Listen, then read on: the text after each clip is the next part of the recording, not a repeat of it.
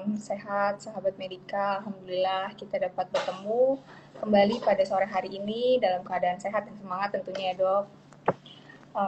Hari ini kita kembali bertemu di program Tanda Tanya Dokter Medika. Antapani bersama sahabat Medika akan sharing edukasi kesehatan bersama para ahli dari Medika Antapani. Insya Allah selama kurang lebih 60 menit ke depan kita dapat mengambil manfaat dari diskusi ini. Oke, baiklah. Kita dapat aplikasikan aja ya. di Soalnya saya kemarin apa sih yang 2 minggu lalu evaluasinya kayaknya pakai wireless nggak gitu bagus, jadi saya pakai kabel aja sekarang. Oke. Kita sangat beruntung sekali nih hari ini akan ditemani oleh para ahli dari bidang kesehatan jiwa, yaitu ada Dr. Abdullah Ihsan, spesialis kesehatan jiwa. Beliau merupakan apa nih? Beliau merupakan apa nih? Grogi nih dok di rumah baru pertama kali soalnya. Aduh. Mohon dimaklum ya para sahabat. Dimaklum banget dong. Ya, beliau merupakan seorang psikiater yang berpengalaman, dokter keren, wow, serta tertarik pada psikiatri anak dan remaja. Aduh, balelo nih dok Irma dok. Bapak. Beliau juga merupakan spesialis kesehatan jiwa yang praktek di klinik Medika Antapani.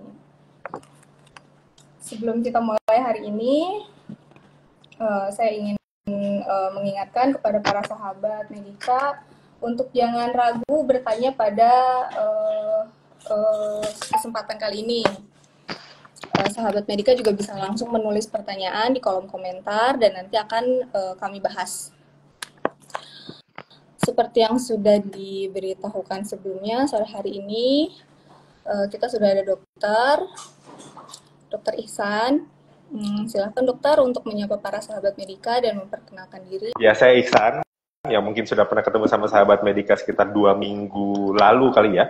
Dan bagaimanapun itu, yang penting kita di sini, walaupun saya sudah belajar 4 tahun tentang kedokteran jiwa, kita sama-sama belajar karena setiap ilmu berkembang, apalagi ilmu kedokteran jiwa itu sangat berkembang. Kita ada di sini bukan buat saling siapa yang lebih pintar, siapa yang menggurui, siapa yang lebih parah, siapa yang lebih mudah, tapi siapa yang mau berdiskusi dan sharing bareng. Jadi kita bakal belajar bareng di sini, oke?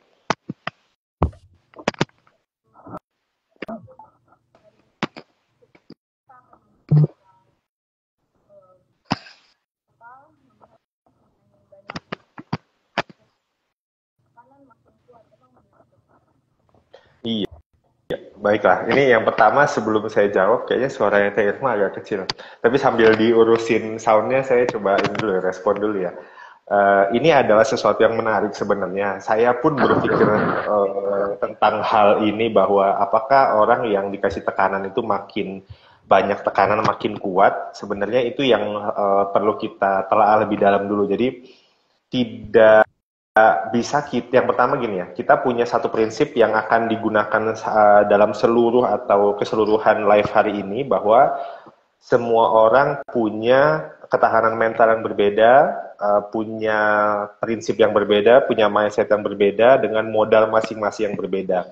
Sehingga kalau kita bilang diberikan tekanan makin kuat, itu sangat bergantung pada bagaimana orang meresponnya gitu. Jadi misalnya gini, kalau ada orang yang mungkin kayak gini deh, kalau kita ngebayangin kayak orang jatuh ya, terus jatuh terduduk gitu.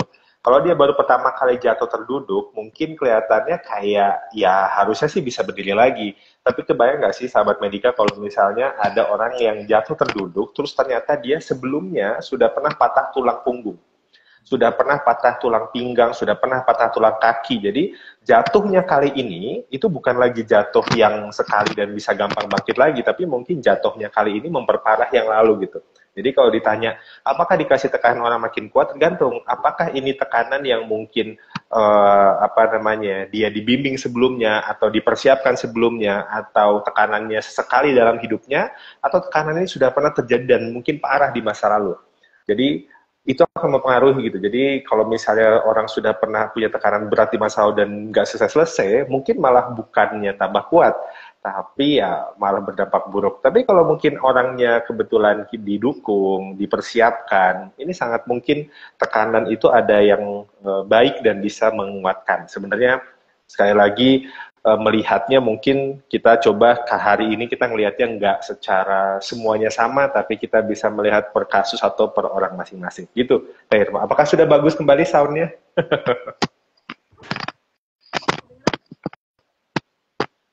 Keren sih, cuma sayanya agak kecil nih. Oke, nggak apa-apa. Sebutin aja. Kalau nanti ada yang kurang, mungkin sahabat Medika boleh komen ya. Ada yang pengen, aduh suara Teh Irma kurang kurang kedengeran gitu, pengen denger lebih jelas lagi, boleh komen aja ya. Kalau suara saya kan udah kedengeran jelas, semoga.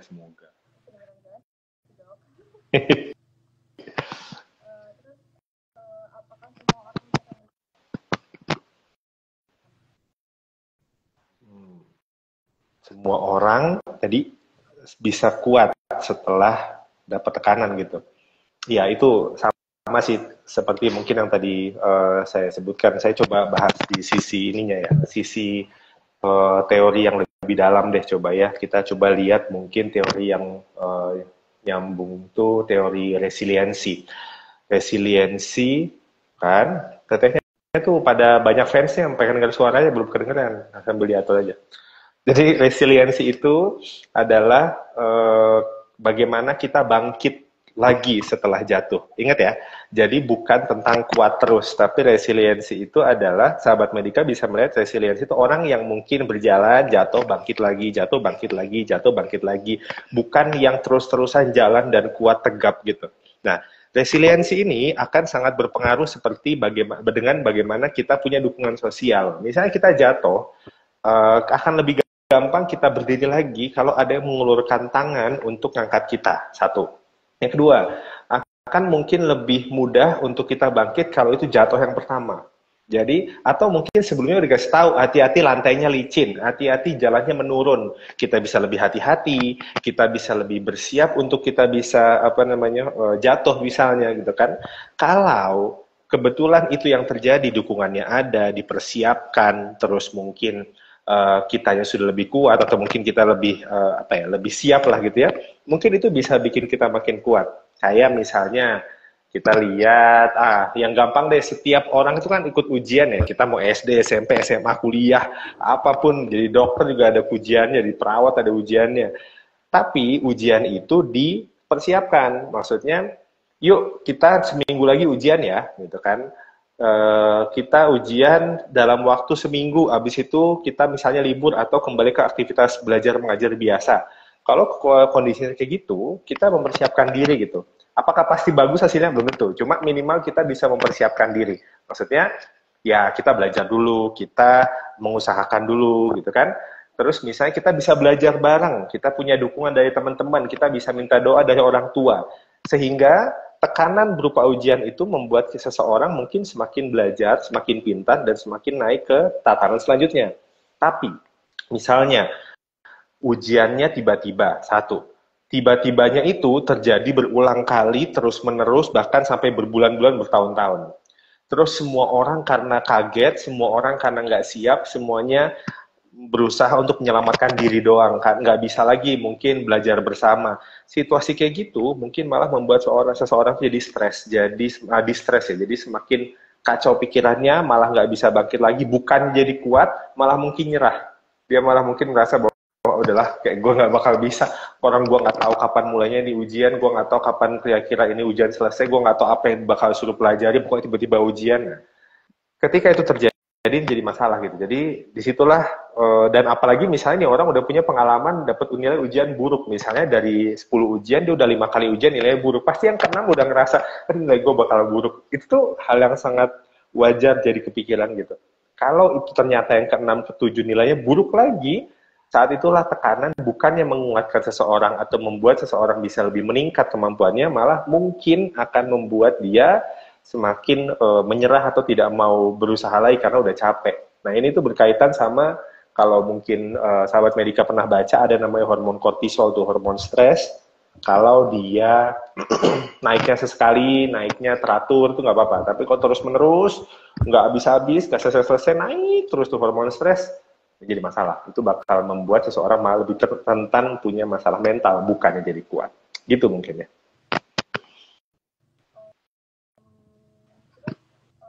Bagaimana cara kita untuk tahu batasan tekanan kita gitu dok? Tekanan yang masih sehat itu cara mengatasinya. Hmm, ya, oke.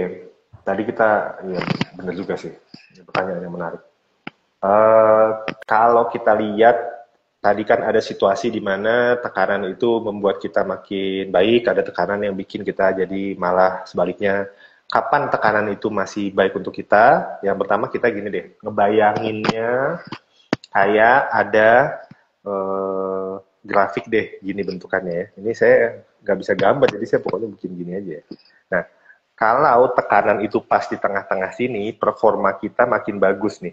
Tapi kalau berlebihan, semakin lama performanya turun. Nah, kapan terjadi seperti itu? Kapan kita mendeteksi itu? Satu gini, semua orang itu butuh stres, ya butuh eustress ya. Eustress itu artinya dia melakukan sesuatu stres yang menguatkan dia atau membuat dia semakin meningkat kemampuannya. Tapi ada yang namanya distress, yaitu dia stres yang mengganggu. Bagaimana melihat kapan itu stres, kapan itu distress? Jadi kalau dia tadi saya bilang ya, kalau dia kebetulan stresnya itu dipersiapkan, waktunya singkat atau ada terprediksi, yang ketiga ada dukungan sosial, biasanya itu akan jadi eustress. Kita dibantu, kita didukung sama orang itu jadi eustress.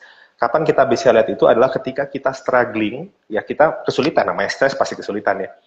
Kita struggling, tapi pada saat kita struggling kayak gitu tuh, kita nggak merasa kualitas hidup kita turun, kita nggak jadi kayak kita, oh saya mau ujian, saya mau begadang biar bisa belajar, itu kita mau, ya, begadang biar bisa belajar. Tapi kalau ternyata kita jadi nggak bisa tidur, padahal kita mau tidur, atau kita pengen melek tapi kita malah tidur terus, berarti itu sudah ada gangguan dalam fungsi otak atau fungsi tubuh kita. Nah, kalau itu sudah terjadi, maka itulah yang mungkin kita bisa mulai mikir apakah itu distress atau stres yang malah nggak sehat gitu. Jadi selama stres itu membuat kita terpacu dan semangat untuk bisa mencapai sesuatu, ya itu adalah stres yang sehat. Tapi kalau stres itu berkepanjangan, tidak didukung, atau mungkin tadi ya tidak dipersiapkan, mungkin akan membuat kita malah jadi putus asa dan membuat kita menjadi terganggu fungsi, nggak mau makan lah, merasa terancam, wah susah konsentrasi, malah jadi kontraproduktif gitu. Jadi malah nggak produktif, itu malah jadi stres yang nggak sehat. Jadi mungkin walaupun tentu nggak sesimpel itu ya, cuma sementara ini untuk kita ambil secara umumnya kayak gitu. Kalau nanti mau konsultasi dengan psikolog psikiater juga boleh banget, akan kelihatan mana yang kira-kira ini masih bisa kita jalani sebagai stres yang sehat, mana yang kira-kira ini sudah berbahaya untuk jadi stres yang tidak sehat. Gitu, Teh Irma. Kalau ini dok, kalau putus cinta itu dok, Oke. apakah setelah putus cinta tuh apa namanya? Sementara kan suka ada orang yang semakin kuat karena putus cinta, ada juga orang yang galau gitu dok. Hmm, hmm. Gimana tuh dok? Ini mau curhat dulu apa mau langsung nanya nih? Iya. Oke, baik. Em, Putus cinta ini situasinya agak ini ya, agak spesifik dibanding yang mungkin tadi kita bicarakan secara umum. Putus cinta itu biasanya gini, kita punya yang namanya emotional memory, ya kan? Emotional memory ini adalah bagaimana ingatan kita sangat berkaitan sama emosi kita, bagaimana emosi itu bisa di-store, bisa diingat dengan baik. Makanya kadang-kadang inget rasanya, tapi nggak inget detailnya gitu. Karena kita punya emotional memory, kayaknya gue sakit banget ya waktu itu. Cuma kan gue lupa kejadian detailnya gimana, cuma gue sakit banget perasaannya waktu itu. Nah itu bisa banget ada yang terjadi si emotional memory itu. Nah, um, orang yang tampak kuat setelah adanya putus cinta itu, ini tampak kuat ya, tampak kuat. Jadi tampak kuat itu bisa banget sebenarnya memang dia sudah memiliki apa namanya, kepercayaan diri yang cukup sehingga mungkin dia setelah jatuh, misalnya dia sedih setelah putus cinta cepat bangkit lagi mungkin, ya.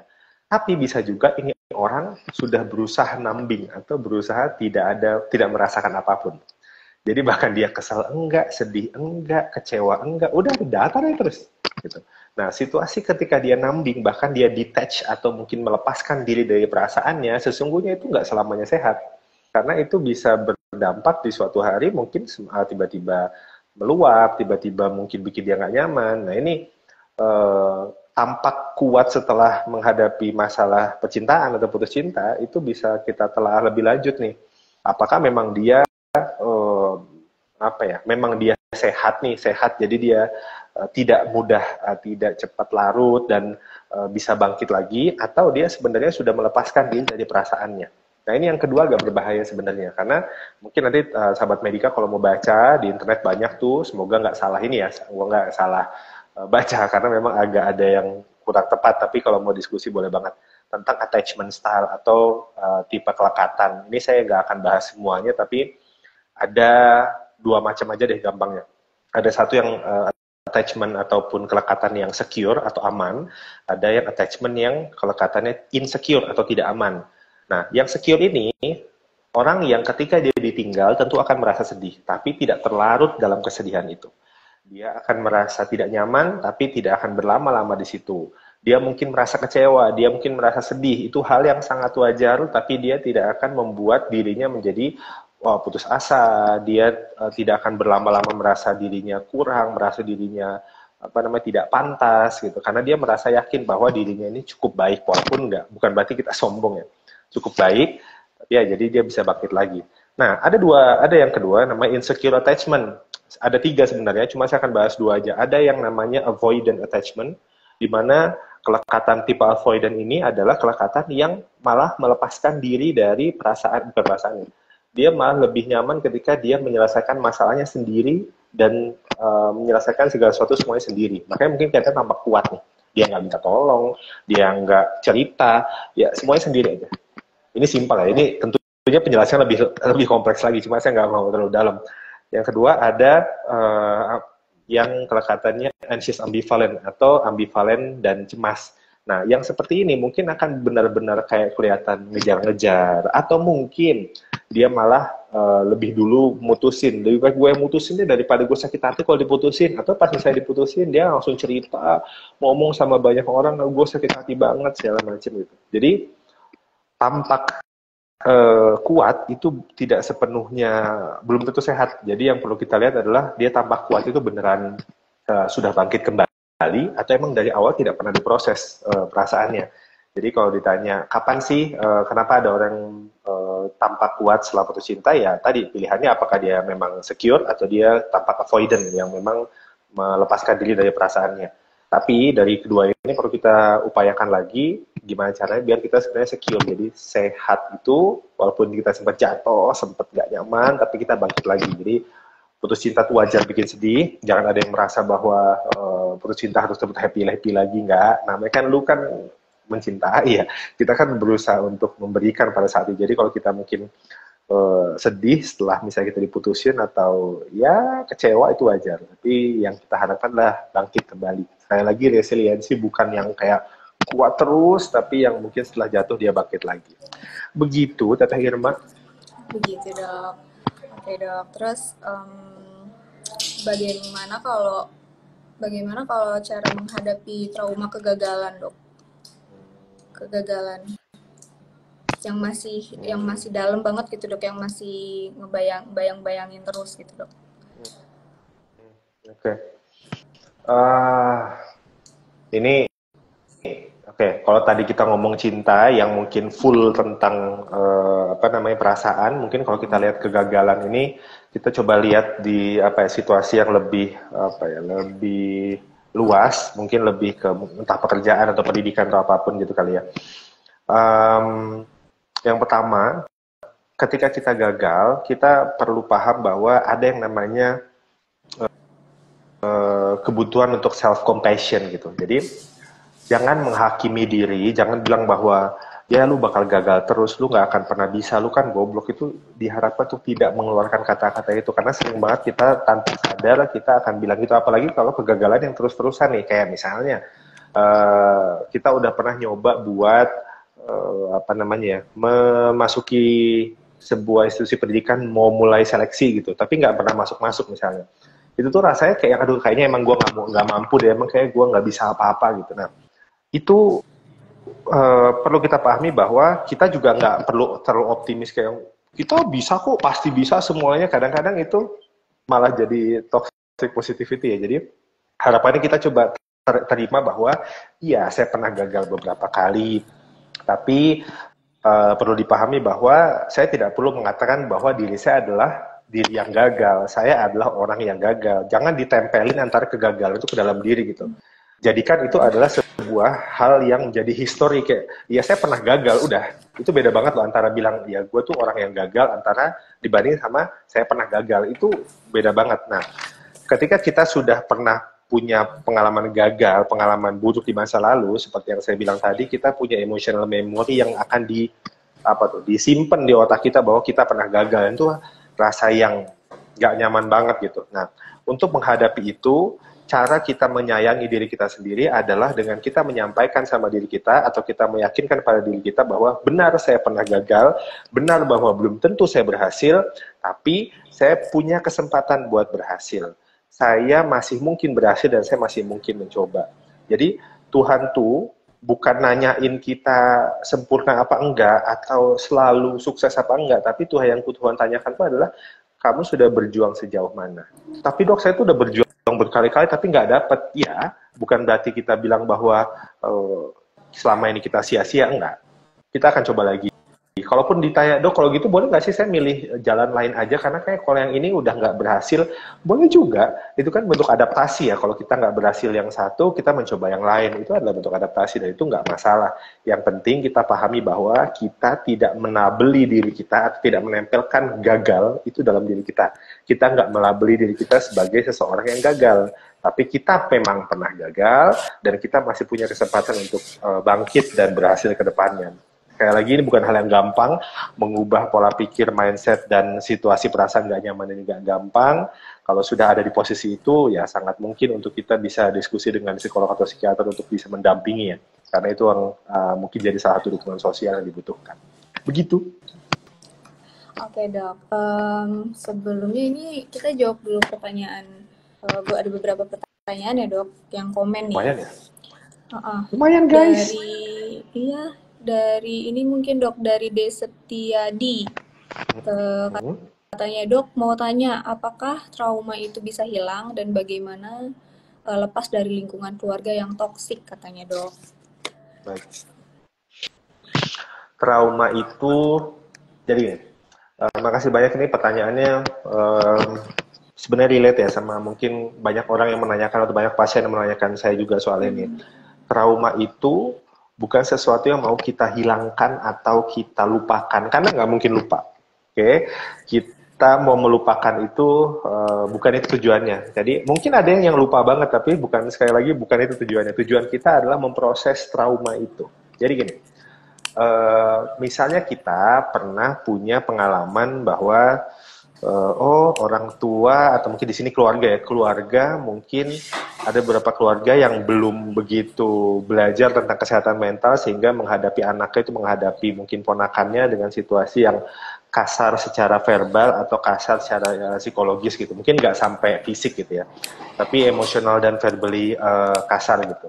Kondisi seperti itu tuh bukan untuk dilupakan, tapi dipelajari bahwa dulu tuh sebenarnya gimana sih kita meresponnya.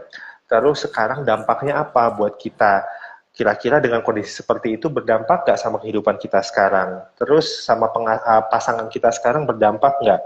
Memproses semua ini harapannya membuat kita menjadi orang yang lebih baik gitu. Tapi memprosesnya nggak bisa sendiri ya. Karena kalau pas sendiri mikirin ini bukannya jadi memproses, jadi overthinking guys. Jadi sangat disarankan memprosesnya sama profesional. Sehingga ini sangat mungkin loh, saya kalau lagi sama pasiennya mungkin nangis lah, pasiennya mungkin marah di depan saya dengan masa lalunya, itu sangat mungkin dan itu hal yang wajar banget. Karena memang itu pengalaman yang nggak nyaman. Saya nggak minta mereka untuk terima aja, itu kan orang tua kamu, enggak. Perilaku buruk tidak perlu diterima sebagai hal baik. Tapi kita terima bahwa, oh dulu saya pernah mengalami hal buruk, oke sudah sampai situ, dan sekarang kita mau belajar dari situ. Bukan berarti kita menjadikan itu berpikir positif, enggak. Itu adalah hal negatif. Dah, itu negatif dan kita perlu belajar dari hal negatif. Kan nggak harus hal positif ya buat belajar ya. Kita belajar, oh nanti pada saat saya jadi orang tua, saya sebaiknya begini, oh saat dia jadi orang tua, sebaiknya begini. Oh, saya kalau menghadapi orang yang seperti itu, mungkin saya akan bisa menghadapi dengan cara seperti ini. Jadi, memahami sesuatu itu meningkatkan empati. Ketika kita sudah paham tentang, kenapa ya, kok orang tua saya kayak gini. Bukan untuk membenarkan perilakunya, misalnya. Oh, orang tua saya tuh waktu itu marah-marah karena dia mungkin pertama kali punya anak, terus dulu orang tuanya nggak pernah ngedidik dengan baik, jadi dia ngerasa bahwa cara ngedidik yang benar itu seperti ngedidik orang tua ngedidik dia, jadi ngedidik saya dengan cara yang keras. Sampai situ bukan untuk membenarkan, jadi nggak apa-apa kali ya orang tua saya gitu, nggak juga. Jadi lebih cara, oh ya udah, saya mengerti kenapa mereka seperti itu, maka saya tidak boleh seperti itu. Jadi bukan untuk membenarkan, tapi untuk membuat kita bisa merasa lebih paham dan kita bisa tidak emosional, tidak yang marah-marah terus, tidak yang sedih-sedih terus, karena itu yang membuat kita malah jadi terbelenggu dengan situasi yang dulu. Selanjutnya, bagaimana cara keluar dari situasi yang toksik di keluarga? Ini sangat kasuistik ya, menurut saya. Kalau kita lihat situasinya, misalnya ada beberapa pasien saya yang memilih untuk meninggalkan keluarganya, artinya dia ngekos, dia pulang ke rumah mungkin sekali seminggu, sekali sebulan, sehingga nggak setiap hari ada di sana, karena bagaimanapun kadang-kadang kita masih pengen ketemu keluarga, tapi nggak mau lah kalau terlalu sering gitu. Jadi dia ngekos, dia sekali-sekali. Tapi ada juga yang sulit untuk ngekos, nggak boleh ngekos, harus di rumah dan segala macam. Nah, saat itu kita akan berusaha untuk memproses emosinya, gimana caranya dia bisa menghadapi itu tanpa harus terlalu emosional. Jadi ya marah tetap ada, tapi mungkin marah yang meledak sampai mungkin teriak-teriak, nunjuk-nunjuk, atau mungkin berkata hal yang kasar, itu nggak terjadi. Bukan berarti menekan semua perasaan di dalam, tapi bisa diproses dengan profesional, bisa dengan psikolog, bisa dengan psikiater, atau bahkan mungkin nanti psikolognya atau psikiaternya bilang bisa cerita sama temen yang kayak gimana, nanti temennya bisa dilatih juga buat ngerespon dia. Jadi ketika bisa memang satu-satunya cara yang paling bagus sebenarnya kalau untuk lepas ya lepas dari keluarga ya. Cuma kadang-kadang itu kan nggak gampang dilakukan atau mungkin nggak memungkinkan, ya kita belajar untuk bagaimana merespon itu, karena kadang-kadang untuk mengendalikan keluarga kan sulit ya, kita nggak bisa mengendalikan situasi di eksternal kita, tapi kita bisa berusaha mengendalikan respon kita. Bukan sekali lagi untuk menahan atau menekan perasaan, tapi merespon dengan lebih baik. Sedih nggak apa-apa, marah nggak apa-apa, tapi cara ekspresinya. Yang dulunya marah teriak-teriak, aku sebel banget sama mama, kenapa sih mama kayak gini, kenapa aku tuh kesel banget sama, aku tuh benci banget sama mama. Sekarang berubah, ma aku nggak suka kalau mama kayak gitu, kalau mama kayak gitu aku mau di kamar aja, karena kelihatannya mama nggak membuat aku nyaman dengan kondisi seperti ini. Aku minta maaf kalau ada yang kurang, tapi kayaknya aku nggak nyaman dengan situasi kayak gini. Oke, boleh.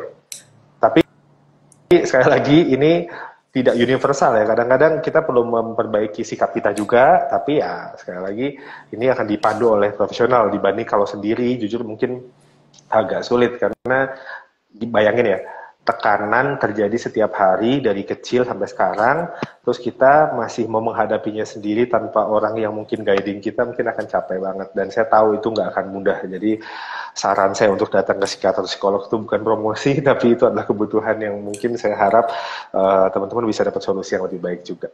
Gitu mungkin, Teh Irma. Oke, kita lanjut lagi ya dok. Ini ada satu lagi nih dok, dari Dadi Sumadi dok. Dok, tapi bagus nggak sih kalau respon kita terlihat nggak baik, tapi ternyata aslinya tidak fine, gimana dok katanya? Bagus nggak untuk kita? Bapak Dadi Sumadi ini paling semangat ya dari yang live yang lalu, live yang sekarang langsung pengen nonton. Terima kasih banyak sudah mau ikut, semoga banyak belajar juga kita sama-sama. Kalau ada saran boleh banget ya.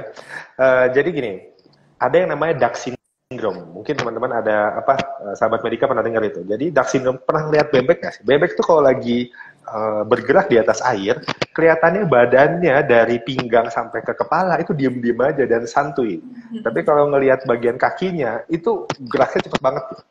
Nah, itu yang terjadi. Jadi ketika kita melihat bahwa kelihatannya baik-baik aja nih orang, tapi sebenarnya dia struggling di bawah. Kondisi seperti itu menurut saya mungkin ada beberapa situasi yang kita nggak bisa milih untuk bisa tampak nggak baik-baik ya. Contoh deh, mungkin tenaga kesehatan deh, kita mungkin lihat dokter, perawat, bidan, psikolog, atau mungkin ya siapa bahkan yang bekerja di kantoran gitu kan, nggak mungkin datang-datang pagi-pagi terus nangis terus gitu kan. Pasti kita pengen berusaha untuk tampil baik-baik saja, minimal nggak usah happy-happy banget tapi baik-baik saja gitu. Nah, tuntutan itu kadang sudah jadi kebiasaan, akhirnya kita tampak baik-baik saja terus padahal nggak fine dalamnya. Kalau ditanya apakah baik, menurut saya kurang baik. Jadi yang bisa kita lakukan adalah mungkin sementara di awal kayak kita habis dimarahin sama atasan kita nih.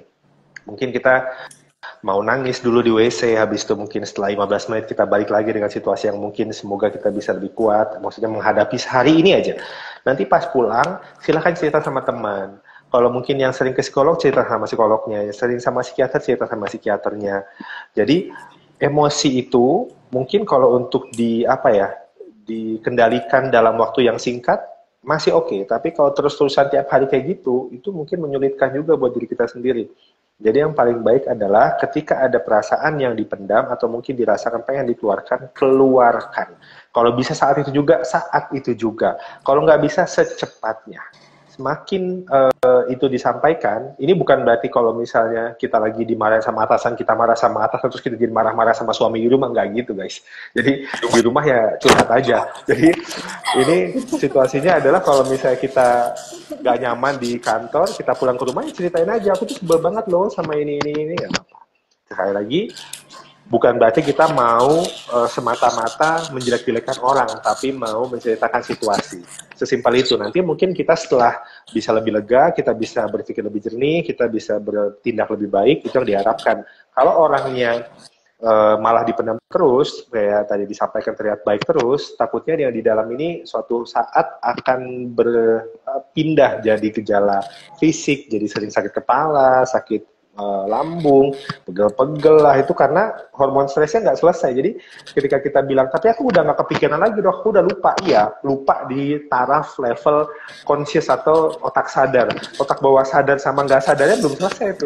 Kalau otak sadar sama otak bawah sadarnya masih stres, yang kejadian adalah malah hormon stresnya makin terus meningkat, dan akhirnya ya nggak nyaman.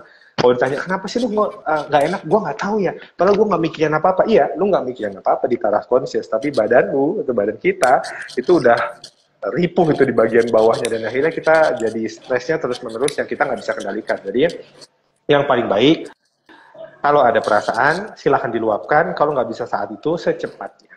Gitu mungkin jawaban saya. Oke, sebelum kita lanjut lagi nih dok, Irma mau mengingatkan kembali kepada sahabat Medika untuk jangan ragu, terus bertanya, terus berkomentar, biar nanti mungkin ada kesempatan kita bahas satu-satu ya dok pertanyaannya seperti tadi. Terus kami juga ingin mengingatkan, menginformasikan, maksudnya Klinik Medika Antapani juga akan meluncurkan layanan wellness center di pertengahan November nanti. Mungkin bisa berkonsultasi dengan Dr. Ihsan langsung di Klinik Medika Antapani. Untuk pertanyaan selanjutnya nih dok, bagaimana cara kita menjaga kesehatan mental dalam menghadapi tekanan hidup? Ini kita masuk ke umum lagi ya. Kalau kesehatan mental dalam tekanan hidup tuh, yang pertama gini, biasanya mental itu kan ada tiga poin penting. Satu, perasaan. Dua, pikiran. Tiga, perilaku. Yang paling pertama menurut saya, kita perlu mengenali emosi dulu. Jadi, kadang kita yang dari dulu berusaha untuk menekan semua emosi itu nggak bisa kenal sama emosi kita. Lu kenapa? Nggak tahu, gue nggak enak aja. Padahal mungkin marah, mungkin sedih, mungkin cemas. Jadi mengenali emosi itu akan sangat penting. Jadi caranya salah satunya paling mungkin adalah curhat aja, ngobrol. Nanti biasanya ya harapannya ya, apalagi kalau sama diskusi sama psikolog sama psikiater, mungkin akan dipandu. Oh, jadi sedang merasa ini ya. Oh, jadi merasa ini ya. Jadi kita mulai kenal sama perasaan. Yang kedua, kalau kita udah tahu perasaan kita perlu coba untuk kasih ruang buat istirahat. Ini bukan jadi wah kata dokternya harus ada ruang buat istirahat, berarti gue sebulan gak usah kerja aja. Nggak gitu guys. Jadi kasih kesempatan buat kita istirahatin, mungkin ya selesaikan dulu semua kerjaannya sebisa mungkin gitu ya, terus habis itu coba ambil 2-3 jam istirahat, entah kalau ada yang istirahat lebih suka tidur silakan tidur, mau goler-goler silakan goler-goler, ada yang suka main game silakan main game. Nah, biarkan otak kita ini mendapatkan sesuatu yang mungkin membahagiakan untuk dirinya gitu. Nah, kalau misalnya situasi itu masih, itu kan namanya coping ya, emotional focus coping. Jadi kita berusaha untuk, mungkin masalahnya nggak langsung selesai saat itu, tapi minimal kita bisa membuat diri kita merasa lebih nyaman sehingga kita berpikir lebih baik. Nah, kalau sudah bisa berpikir lebih baik, kita mulai solution focus. Jadi artinya kita mulai mikir, gimana ya biar kedepannya nggak ketemu masalah itu lagi, atau gimana ya kalau masalah kan tetap ada, kayak misalnya kita pendidikan nih, ujian kan tetap ada, di diuji sama dosen kan tetap ada gitu, gimana ya biar saya, oh ya udah kalau gitu saya akan belajar sebisa mungkin, kalau nggak bisa ya udah, ya namanya juga belajar, kalaupun misalnya kurang ya nggak apa-apa, namanya juga belajar gitu. Jadi kita berpikirnya bisa lebih jernih gitu. Tapi kan aku dibilang nggak bisa apa-apa tuh sama dosen itu, mulai bisa berpikir jernih lagi. Ya kan dia nggak tahu kehidupan saya yang lain, dia cuma tahu kehidupan saya di akademik. Ya mungkin dia ngomong itu soal akademik saya doang, dan itu bagi dia, subjektif buat dia, bukan tentang saya gitu. Jadi oke, saya tetap harus berusaha lebih baik. Oke, mungkin saya punya kekurangan. Jangan juga terlalu pede ya, kayak yang, enggak itu mah salah dia, itu mah saya tuh pinter kok dia aja. Saya nggak mengajarkan untuk langsung tiba-tiba terlalu positif dan optimistik, nggak. Saya pengen kita belajar bahwa, oh mungkin ada yang salah di saya bisa perbaiki. Tapi segimanapun kita memperbaiki dia, ya belum tentu kita tampak sempurna di depan orang itu. Jadi kita nggak harus membuat diri kita, harus hebat banget, nggak gitu. Tapi kita berusaha gimana caranya biar, ya kalaupun kita udah berusaha, kita bisa sayang sama diri kita sendiri sebisa mungkin. Jadi setelah kita emosinya diperbaiki, perilaku kita, pikiran kita diperbaiki, masih belum membaik juga, jangan ragu untuk datang ke profesional. Ya, kalau kita merasa nyeri lambung, kita datang ke spesialis penyakit dalam, atau mungkin dokter umum aja deh, atau mungkin sahabat medika yang mungkin sudah pernah punya anak gitu kan, nggak harus nunggu punya masalah buat datang ke bidan, ya konsul aja. Situasinya seperti apa, masalahnya apa, tuh bisa dibantu. Mungkin yang punya teman perawat juga pengen tahu tuh kadang-kadang, kok aku sering sakit kepala ya. Nah, datang ke psikolog sama psikiater pun nggak harus dalam kondisi mental yang berat sekali, nggak. Datang aja, konsultasikan situasi saya kayak gini, saya lagi stres ini, baiknya apa yang saya lakukan, itu boleh banget gitu. Jadi ketika datang ke psikolog atau psikiater tuh bukan berarti harus nunggu sesuatu yang buruk terjadi. Boleh banget datang di situasi yang baik-baik aja, normal-normal aja, atau mungkin bahkan dalam kondisi yang sedikit terganggu aja, biar kita bisa menghadapi masalah di masa depan yang lebih baik. Atau kalau kita udah mulai terganggu fungsinya, susah tidur lah, malas makan lah, nggak mau ketemu orang lah, pekerjaan yang tadinya bagus jadi nggak bagus lah, kayak waktu itu kita udah diskusiin 2 minggu lalu tentang burnout lah, itu sangat boleh untuk datang ke profesional, sehingga bisa dipandu kira-kira gimana biar nggak tambah buruk, atau bahkan bisa meningkatkan potensi kita jadi lebih baik. Gitu sih mungkin yang kita bisa lakukan. Oke dok, ini ada beberapa pertanyaan sih dok dari teman-teman mungkin ya dok ya. Kemarin salah satunya mungkin Irma, ini ada apa yang dimaksud dengan semakin kuat dalam menghadapi tekanan, tadi udah selesai ya dok ya. Terus yang menarik lagi, kapan tekanan mental menjadi terlalu berat dan berbahaya? Mungkin kalau jawaban yang itu saya akan balik lagi ke ini ya, yang tadi kita bilang bahwa ketika tekanan mental itu sudah mengganggu fungsi, maka itu perlu, 3 kali. Oke. Satu lagi Irma dapat piring nih dong. Loh, ini ada payung bukannya dapat Irma ya? Jadi, ada payung. Jadi kalau ditanya kapan sih dikatakan sangat buruk tadi, ketika itu sudah mengganggu fungsi. Artinya kita bisa perhatikan bagaimana kita merawat diri. Kalau kita udah malas merawat diri, yang dulunya suka olahraga jadi nggak olahraga lah, jadi yang dulunya sering semangat buat mandi pagi jadi malas mandi pagi, tidurnya dulunya masih bagus jadi berantakan, gitu kan? Atau mungkin yang dulunya seneng ngobrol sama orang, ketemu sama orang, sekarang udah nggak mau ketemu sama orang, dulunya kerjaannya bagus, ya nggak harus sempurna ya, kerjaannya bagus, nilainya di sekolah bagus, sekarang banyak penurunan. Kalau sudah ada tanda-tanda dari tiga ini, nggak harus semuanya ya, salah satu dari tiga ini aja, dan itu sudah mungkin berlangsung sekitar seminggu 2 minggu, itu menurut saya sudah jadi cikal bakal, ini bisa berbahaya kalau tidak ditangani dengan cepat. Jadi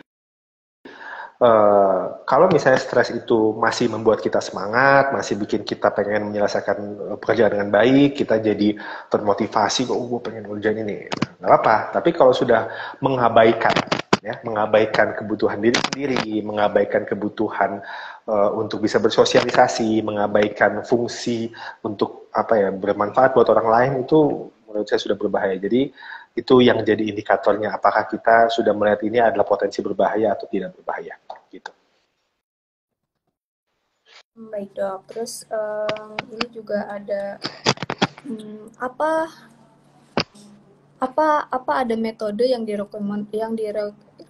bentar nih dok, Irma grogi nih dok bacanya. Apakah ada metode yang direkomendasikan untuk mengelola tekanan, katanya dok? Metode yang direkomendasikan. Biasanya dalam mengelola tekanan itu kita bilang ada yang namanya coping ya, active coping. Jadi coping mechanism itu adalah sesuatu yang kita sadar untuk melakukan sesuatu. Misalnya ada yang melakukan coping atau mungkin menghadapi masalah dengan tadi ya, ada yang saya bilang emotional focus coping, ada yang problem focus atau solution focus coping. Kalau emotional focus coping mungkin ada yang wah saya mau ini dulu deh, cerita sama teman dulu deh, atau saya mau healing dulu deh, mau makan enak dulu atau mau olahraga dulu, saya senang olahraga, atau ada yang mau main game. Ada juga, oh sementara ini sebelum saya bisa menyelesaikan masalah, saya mau cari distraksi dulu deh, gitu kan. Sementara ya, jangan terus-terusan. Boleh. Yang kedua, mungkin yang solution focus, oh saya mau merencanakan, biar situasi ini tidak membuat saya semakin dalam terganggu, saya harus merencanakan gimana ke depannya biar bagus. Atau saya langsung mengubah perilaku saya, atau saya meminta bantuan dari orang untuk bisa membantu saya mengerjakan pekerjaan saya yang sulit gitu. Semua itu adalah cara yang bisa dilakukan untuk menghadapi tekanan ya. Nah, itu adalah situasi-situasi di mana kita bisa mengusahakan untuk menghadapi tekanan tersebut, tapi setiap orang punya preferensi masing-masing selama itu tidak mengganggu. Kan ini ada orang menghadapi tekanan dengan minum obat-obatan yang terlarang gitu ya. Ada yang mengobati tekanan dengan cara distraksi terus-terusan, ya udah nggak mau dikerjain semuanya, atau saya menyerah. Ini hal-hal seperti ini ya menghadapi tekanan juga, tapi jadi kurang sehat gitu. Jadi kalau ditanya bagaimana cara menghadapi tekanan, lihat kira-kira apakah ini membuat kita menjadi produktif ke depannya atau malah berbahaya buat ke depannya. Tentunya kalau ditanya minum obat-obatan terlarang, mungkin kita jadi bisa kerja ya, tapi ke depannya kan jadi ketergantungan dan yang lainnya gitu. Situasi kayak begini membuat kita perlu belajar kira-kira apa yang paling baik buat kita. Boleh kita coba satu-satu, boleh juga kita diskusikan dengan teman kita, diskusi dengan profesional kesehatan mental, itu boleh banget. Jadi coping mechanism atau cara menghadapi tekanan itu macam-macam, tapi tidak harus semua orang sama. Kita perlu belajar yang mana yang cocok buat kita, yang nyaman buat kita. Gitu. Oke dok, terus ini ada lagi nih dok. Apa saran bagi orang yang merasa selalu berada di dalam tekanan? Apa saran buat orang yang selalu oke? Ya kalau memang tekanannya masih ada, gimana ya? Jadi gini, misalnya gini, oh saya tuh selalu merasa dalam tekanan dok, kenapa? Ya soalnya saya masih pendidikan apa gitu kan, atau mungkin ya bisa saya dituntut buat publikasi artikel, saya dituntut untuk praktek yang bagus, saya dituntut apa yang bagus, ya itu memang ada tekanan gitu ya. Jadi mungkin bukan perasaannya doang yang beneran dalam tekanan. Nah, baik itu yang benar-benar dalam tekanan atau merasa tertekan, kalau ditanya apa saran yang paling baik, sekali lagi sama kayak tadi, kita coba lihat apa emosi yang sedang dirasakan, apa yang bisa kita lakukan terhadap emosi itu, misalnya oh saya mau healing mungkin sesekali, ada yang oh saya mau bikin planning, saya mau cari curhat sama orang, oh saya mau memperbaiki sosialisasi, oh saya mau olahraga biar meningkatkan endorfin saya jadi happy dan tidak stres, bisa mengurangi stres, boleh. Tapi kalau ditanya, kalau tadi saya bilang kalau itu sudah mengganggu fungsi perawatan diri, sudah mengganggu sosialisasi, sudah mengganggu kinerja kita sehari-hari, sangat boleh buat datang ke psikolog atau psikiater. Kami tidak akan terus-terusan menahan kalau emang sudah lebih baik kok, tenang aja. Kayak takut yang mahal banget atau nanti bakal terus-terusan, belum tentu. Kita akan lihat masalahnya sedalam apa. Kalau masalah memang dalam, kita akan sampaikan situasinya seperti ini. Mungkin kita akan butuh terapi A, B, C, D gitu. Tapi kalau situasinya mungkin ya selama ini kita sehat-sehat aja, tapi kebetulan sedang dalam tekanan yang cukup panjang, kita bisa dampingi gitu. Nah ini yang memang menurut saya, kalau dalam tekanan itu, sekali lagi, coba cari coping mechanism yang cocok buat kita, cari cara yang membuat kita bisa merasa lebih nyaman, coba pikirkan apa perubahan perilaku yang bisa kita lakukan untuk menghadapi stres ke depannya. Kalau memang sulit sekali melakukan itu, karena beberapa situasi emang tekanan itu begitu berat sampai kita nggak bisa cari coping yang efektif ya, konsultasikan. Jadi kita bisa sama-sama cari, mungkin tadi yang kita diskusikan di awal ya Teh Irma, mungkin sebenarnya tekanan yang kita rasakan di awal ini bukan tekanan pertama kalinya. Misalnya, saya tuh tertekan dok, saya tuh tiap hari ketemu sama dosen saya selalu marah-marah sama saya tuh dibilang nggak bisa apa-apa, dibilang kacau lah pekerjaannya. Kalau itu mungkin sekali, mungkin lebih mudah kita ngadepinnya. Kalau dia punya teman-teman yang baik, kebayang nggak? Kalau udah mau digituin ya sama dosennya, teman-temannya pada nggak ada yang nemenin, terus emang setiap ujian nggak dikasih tahu, dan dulunya dia pernah punya guru waktu dia kecil atau orang tua waktu kecil yang banyak kritik dia. Jadi itu kayak ngebuka luka-luka lama lagi aja, dan makin berat, makin parah, makin sakit gitu. Nah situasi itu nggak bisa dong kita selesaikan cepat juga. Ketika kita bersama sendiri sama ketemu sama masa itu sendiri, kita selesaikan semua sendiri, itu mungkin capek banget. Jadi didampingi sama profesional itu akan sangat baik gitu. Karena pun profesional itu harapannya kami, kalau apalagi di Medika Antapani ini, baik psikolog maupun psikiaternya punya prinsip bahwa kami, ya saya nggak tahu, saya yakin sebenarnya ini prinsip yang dipikirkan oleh semua psikiater dan psikolog, cuma saya nggak bisa jamin, orang saya nggak kenal semua psikiater psikolog di dunia.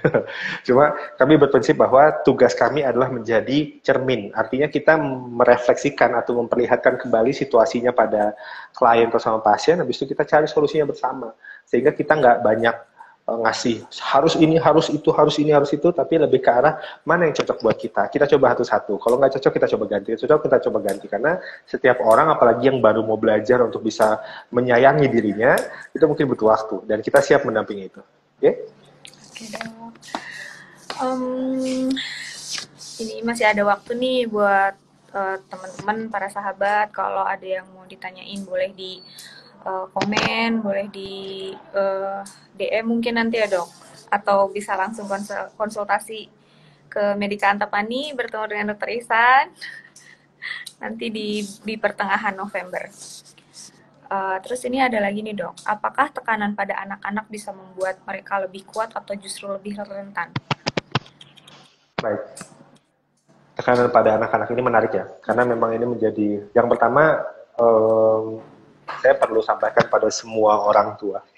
Saya juga bukan yang punya pengalaman banget gitu, punya orang tua, jadi orang tua gitu ya. Dia bilang, lu tahu udah berapa tahun sih lu jadi orang tua? Gue udah jadi orang tua 20 tahun, lu tau apa gitu kan. Ya, saya mungkin secara pengalaman dibanding sahabat Medika yang lain, mungkin ada lebih berpengalaman daripada saya. Namun mungkin ini yang perlu kita diskusikan bersama, bahwa saya paham sekali bahwa yang pertama, tidak ada, tidak ada anak yang memang 100% buruk, 100% baik. Begitu pula orang tua, ketika niatannya bagus, mungkin caranya ketika niatan bagus tapi caranya salah, ya itu sangat mungkin terjadi gitu. Selama niatannya bagus ya. Kalau nih misalnya, ya kita nggak bisa memungkiri, mungkin ada situasi di mana, saya yakin sahabat Medika nggak ada yang kayak gitu, tapi kan kita melihat di dunia luar sana, ada yang mungkin kok kayaknya jadi orang tua gini banget gitu ya. Ya saya nggak bisa menyimpulkan langsung, tapi yang kita bisa lihat adalah kalau kita melihat anak diberikan tekanan itu baik atau buruk buat dia, tekanan yang baik buat anak satu. Jadi gini, misalnya, gini, contoh ya, dia punya mainan nih, datang, terus dia jatuhin mainannya terus rusak. papa mainannya rusak. Memberikan tekanan yang bagus itu bukan bilang gimana sih kamu kok mainannya rusak kan jadi susah kayak gitu, gimana papa kan beliin kamu mahal-mahal kamu bikin kayak gitu, gimana kalau begitu mah papa nggak akan beliin lagi. Itu bukan tekanan yang baik. Tekanan yang baik adalah, oh kenapa rusak? Iya jatuh tadi. Gimana bisa jatuh? Iya soalnya tadi aku pas lagi beres-beres malah kelempar gitu main terus jatuh terus rusak. Terus gimana? Kamu bisa coba perbaikin nggak? Belum bisa, coba yuk kita bareng-bareng perbaikin. Oke. Jadi biarkan dia belajar untuk problem solving, bukan dimarahin saja. Problem solving gitu kan. Oh, wah nggak bisa ya nak diperbaikin. Terus kamu maunya gimana nih? Boleh nggak pak kalau gitu papa beliin yang baru? Coba kamu lihat deh harganya berapa. Biar dia belajar berapa harganya. Terus cara beli itu gimana gitu. Jangan tiba-tiba diselesaikan. Papa ini rusak. Oke, papa tenang aja. Nanti papa beliin yang baru. Ini nggak mengajarkan tekanan. Jadi tekanan yang baik adalah mengajak anak buat problem solving. Jangan juga semuanya kayak anak datang ke sekolah, ya misalnya anak mau liburan sama orang tuanya, gitu ya, terus nggak apa-apa nak, sini barang-barang kamu, papa yang bawa atau mama yang bawa, kamu mah nggak usah bawa barang. Itu nggak ngajarin tekanan yang baik. Jadi tekanan yang baik itu tetap dikasih tas, walaupun isinya cuma mainan dia, cuma makanan dia, cuma kosong bahkan tasnya, tapi dia merasa punya ada tanggung jawab yang harus dia bawa, walaupun yang berat-berat sama kita gitu. Jadi sekali lagi yang perlu diajarkan adalah satu problem solving, dua responsibility, bukan untuk ditekan tanpa dikasih bimbingan.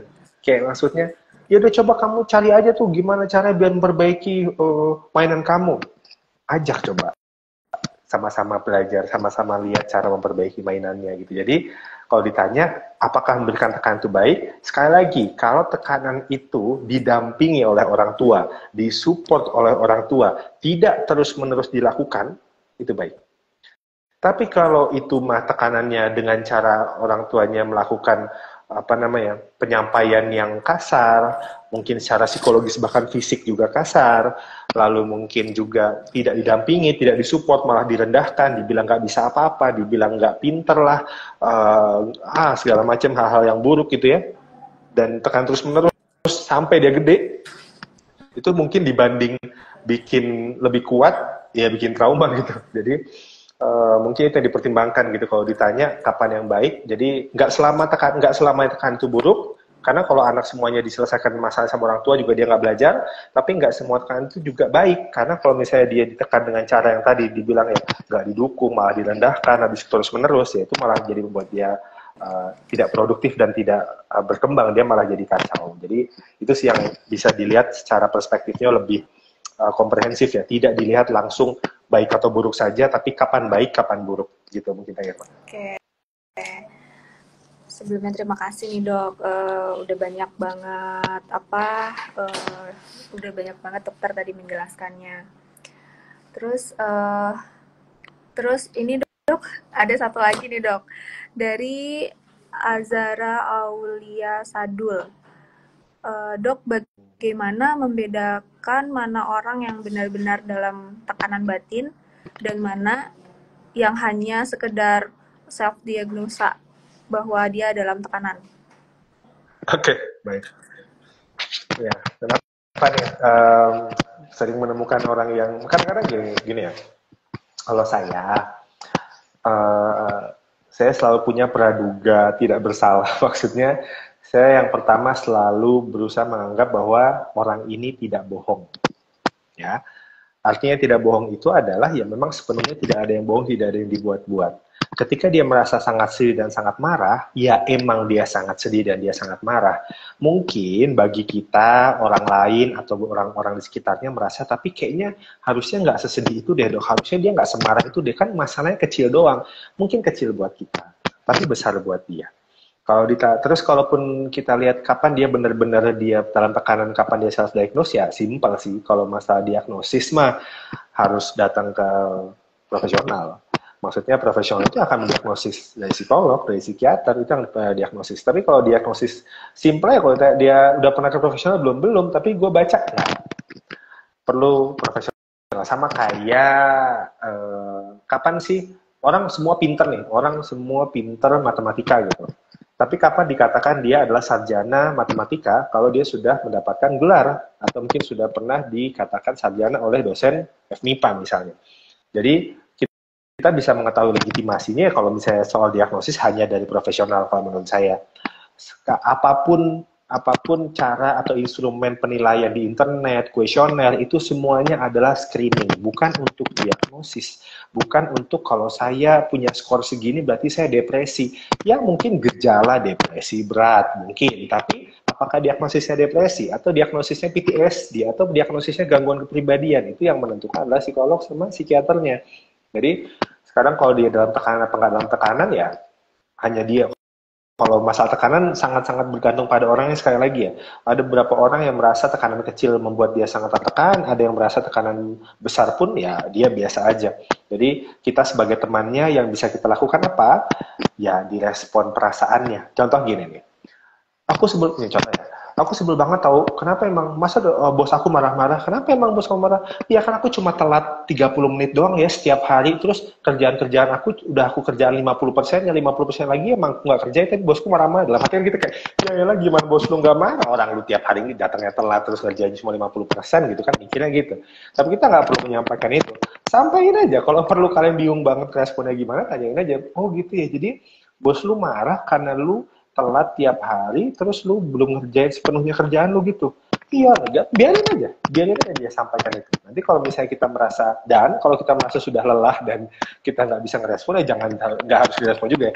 Oh iya ya, oke deh, mohon maaf ya, tapi gue kayaknya harus ini dulu, nggak apa-apa. Jadi bukan berarti kalau dia cerita kita harus selalu ngeladenin. Kalau kita capek ya kita prioritaskan diri sendiri lah.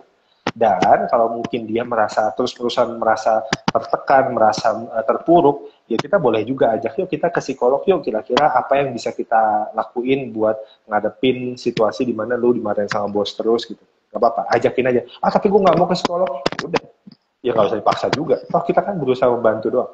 Jadi ngebedainnya kalau diagnosis hanya boleh profesional, tapi terlepas dari itu kita sebagai teman atau rekannya merespon secukupnya, cukup merespon apa ya, emosinya aja, nggak usah ikut-ikutan ngejelekin bosnya, nggak usah ikut-ikutan ngejelekin atasannya, nggak usah. Jadi kurang lebih seperti itu mungkin yang bisa dilakukan.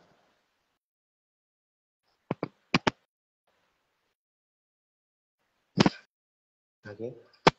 Suaranya Teh Irma belum ada.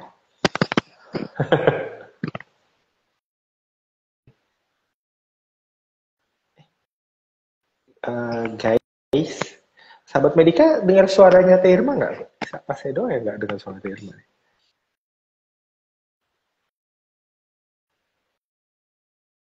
Ada mute-nya mungkin atau saya. Tuh. Sudah kembali. Oke. Oke, Dok. Kita kasih satu kali ini lagi ya, Dok. Kesempatan lagi nih buat yang mau bertanya. Tapi ini yang aktif ini, Dok, dari Destiadi lagi nih, Dok. Oke. Nggak apa-apa ya. Dok, apakah kalau mau berobat mental kita, orang terdekat kita juga perlu digali? Perlu. Kami bahkan kalau kami dari dulu kami belajar sebagai psikiater atau psikolog, itu pasti kami akan ada namanya heteroanamnesis, atau menanyakan tidak hanya pada pasien tapi juga pada orang terdekatnya. Tujuannya satu, untuk melihat bagaimana orang lain melihat dia sehari-hari dan bagaimana orang lain mempersepsikan dan memperlakukan dia. Jadi tapi sekali lagi ya, kalau misalnya ternyata kan ada masanya kita ngajak orang terdekat kita nggak mau ikut gitu kan, ya kita nggak bisa maksa juga. Tapi kalau dia mau ikut itu sangat-sangat bagus. Jadi siapapun itu, keluarga, pasangan, saudara, kalau mau diajak boleh banget. Jadi kita bisa lebih dalam gitu diskusinya, dan kita bisa lebih tahu banyak perspektif, lebih banyak point of view, lebih baik. Nah, kalau ternyata nggak memungkinkan, ya jangan berarti, waduh tapi orang tua saya nggak mau ikut tuh, ya udah saya nggak jadi ke psikolog, katanya tetap datang ke psikolog. Mungkin suatu hari setelah, ada kok pasien saya yang baru akhirnya orang tuanya mau datang setelah 3 bulan terapi, iya nggak apa-apa, datang-datang aja dulu.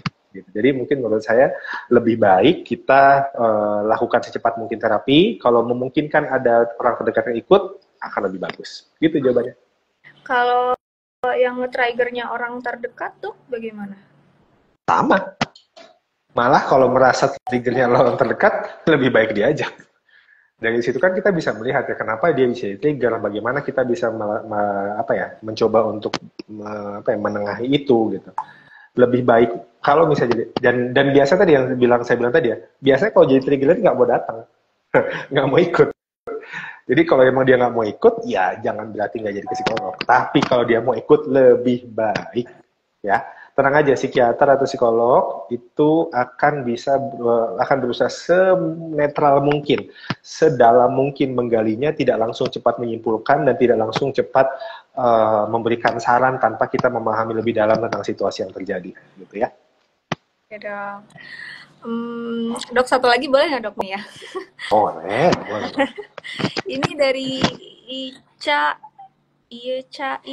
RJ katanya, dok bagaimana dokter bagaimana menanggapi anak yang mendendam perasaannya tapi malah meluapkannya dengan hal-hal seperti marah, memukul dan lain-lain. Ya, baik. Gini, memendam perasaan itu dan tiba-tiba dia sekarang memukul dan mungkin marah, itu menurut saya, apalagi kalau anak usia di bawah 12 tahun atau di bawah 15 tahun, anak ini memang dalam situasi yang secara umum kemampuan dia dalam mengendalikan emosi, mengelola emosi dan mengendalikan perilaku itu masih rendah, masih kurang. Sehingga pembimbingan itu sangat penting, sangat perlu. Salah satu yang bisa membimbingnya, kalau memang kan ya, namanya orang tua kadang kalau kita ketemu tiap hari, tentu nggak sesabar psikolog atau psikiater yang ketemunya seminggu atau sebulan sekali gitu. Nah, sebenarnya yang paling penting adalah kalau anak itu mungkin marah, itu tidak untuk dimarahi balik atau dibiarin, atau mungkin kalau dia marah langsung diikutin kemauannya, nggak gitu. Mengetahui apa yang terjadi di belakang itu sangat penting. Yang kalau misalnya dibawa ke psikolog atau psikiater, kita akan cari tahu kenapa dia seperti itu. Satu, kenapa dia memendam. Dua, kenapa dia marah. Karena beberapa situasi di mana mungkin dulunya, mungkin ini orang tuanya mungkin nggak berniat buruk ya, tapi kadang-kadang kan orang tua baru, kadang kita masih sibuk kerja, jadi anak tuh nggak ada kesempatan buat cerita gitu kan. Kayak gitu dia mungkin merasa mendam, terus dia nggak tahu tuh cara meluapkan, dia kangen sama orang tuanya, pengen orang tuanya ada, pengen direspon orang tuanya gimana sih. Tapi selama ini kalau dia marah dan dia mukul, orang tuanya datang dan ngerespon. Nah, ini mungkin jadi pembelajaran di otaknya. Tanpa sadar ya, ini tuh nggak sadar dan anak tuh nggak bisa manipulasi, belum mampu. Tapi dia belajar bahwa kayaknya kalau saya marah dan saya mukul, orang tua bakal datang. Tanpa dia sengaja, tanpa dia sadar, ya dia akan melakukan itu untuk mendapatkan perhatian ataupun kehadiran orang tuanya. Nah, tapi terlepas dari itu, banyak kemungkinan lainnya. Untuk mengetahui itu, menurut saya perlu ditelaah lebih dalam gitu. Terus sekarang yang bisa dilakukan apa? Kalau yang paling umum sebelum mungkin dibawa ke psikiater atau psikolog, cepatnya kalau bisa ya, karena kalau semakin dalam dibiarkan, takutnya dia semakin larut dalam situ. Minimal kita bisa menanyakan. Jadi kalau dia marah, kenapa mukul, jangan bilang, kenapa kamu marah, kenapa kamu mukul. Coba diganti pertanyaannya. Misalnya, AA gitu kan. AA tadi mukul, ada apa yang bikin AA mukul? Nggak tahu, mah pokoknya mau mukul aja, nggak tahu. Gitu. Ya, tadi mama lihat mau mukul, soalnya tadi kelihatannya marah gitu. Boleh ceritain nggak ke mama? Mama nggak bakal denger. Iya, mohon maaf ya kalau mama nggak pernah dengar, tapi mama pengen dengar sekarang. Buat dia merasa didengar, dan sebelum dia marah atau mukul, hadirkan diri kita. Jangan sampai, sekali lagi, jangan sampai dia ternyata mengharapkan kehadiran dan perhatian itu dari dia berlaku seperti itu. Jadi datang buat dia, ajak dia happy. Mungkin setelah itu emosinya akan lebih nyaman, dia nggak lebih sering marah, dia nggak lebih sering mukul. Tapi itu tadi hanya satu kemungkinan dan salah satu solusi. Mungkin ada penyebab lain, mungkin ada situasi lain yang perlu dieksplor, karena tidak mungkin diketahui hanya dari satu perilaku doang. Kita bisa lihat seluruh perilakunya dan apa yang terjadi sebelum setelahnya, itu yang mungkin kita bisa pertimbangkan kalau datang ke psikolog atau psikiater. Gitu. Oke dokter, terima kasih banyak untuk penjelasannya. Tapi ini masih banyak banget ya dok materi yang harus dibahas nih dok. Mungkin kita bisa lanjut nanti ya dok ya di tanda berikutnya mungkin ya dok. Irma ucapin terima kasih banyak dokter atas ilmu dan panduan yang sangat bermanfaat hari ini. Kita juga jadi lebih bahwa tekanan itu bisa berbeda pada kita apa namanya bisa mengenali batas-batas diri. Bagi teman-teman semua yang mungkin merasa terbebani, jangan lupa jangan apa namanya jangan sungkan untuk konsultasi mungkin nanti ke Dokter Ihsan di Medika Antapani.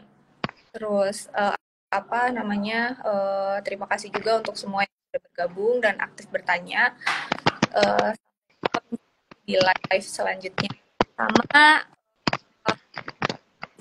saya juga mau menginformasikan kembali, jangan lupa untuk nanti apa namanya di Medika Antapani ada layanan wellness center pertengahan November. Teman-teman sahabat Medika Antapani bisa konsultasi ke wellness center Medika Antapani. Selamat sore dokter, terima kasih banyak atas waktu dan apa namanya ilmunya untuk teman-teman semua. Terima kasih banyak. Selamat sore, assalamualaikum warahmatullahi wabarakatuh. Terima kasih Teh Irma, sahabat Medika. Terima kasih banyak. Audio Jungle.